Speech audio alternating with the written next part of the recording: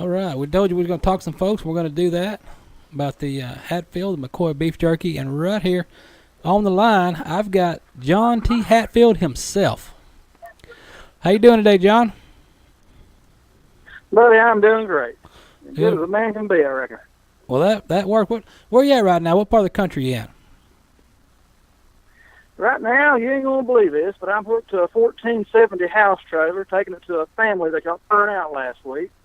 And I'm sitting on 64 here on the turnpike just out of Charleston, West Virginia. All right. Well, that'll work. Yeah, we run across some Hatfield McCoy beef jerky, and we had, funny story, we had some samples to try on the show, but the problem was they came about 3 days before the show, so it didn't last. Yeah, and it all got gone. Yeah, it all got ate. So I was like, well, we can at least show a picture. So that's what I'm doing. I'm showing a picture of it.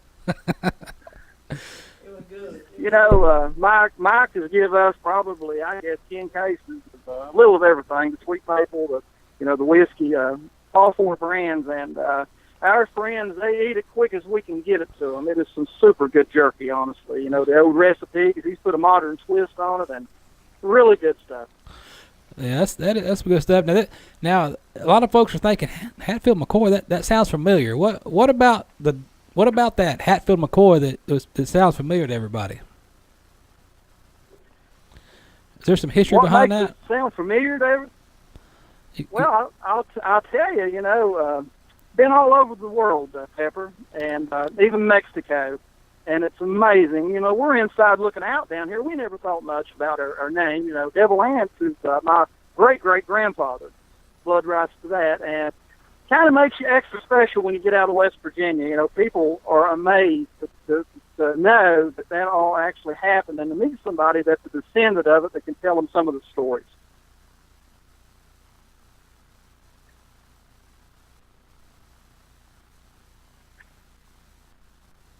Are you there? I'm here. Hello? There you are. Okay. Yeah, I may be in cell hell here. That's all right. How's that work out as far as Hatfield and McCoy working together? How is there any bad blood still going on with that deal? Buddy, I tell you what. I guess you could say I'm friends with the bunch that we teamed up with, and we make a great whiskey. I don't know if Mike told you about our whiskey, but we do got a real exceptionally fine whiskey. And me and Jim McCoy, Big Jim they call him, ain't nothing big about him, he's little than I am.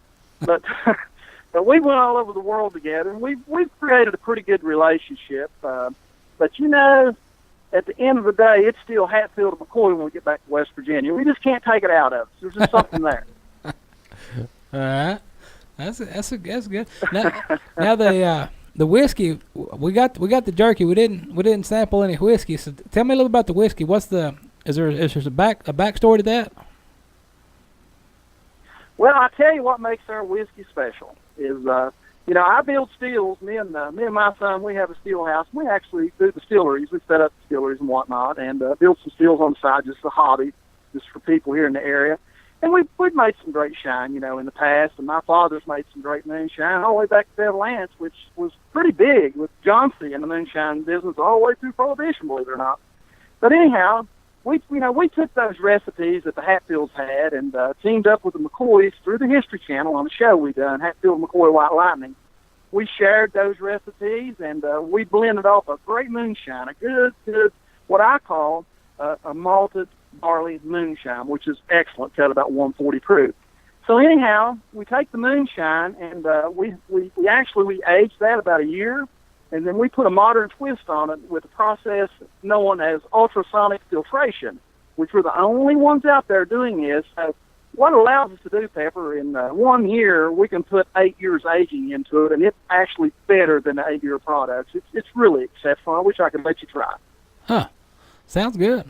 Sounds tasty. It is good. We've been in San Diego, we've been in Chicago, we've been up again 200 products, 13 judges in a blind taste test, and we've won silver a time or two, which is way up there on the board, and got a bronze medal in San Diego the last time we were out there out of 300 whiskeys. And I tell you what, when you can do that at the level, you know, some of these folks are on, you take a $30 bottle of whiskey, finish up there with a $200 bottle of whiskey. I think we're going to be there.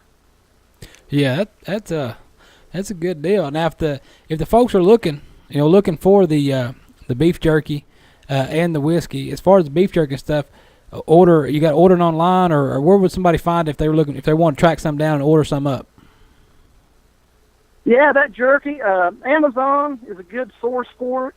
It's in 300. I think Mike Huckabee told me it was 320 some stores. Maverick was one out west, out in around Denver in that area, in the Colorado area, out to Idaho, I think, is the Mavericks.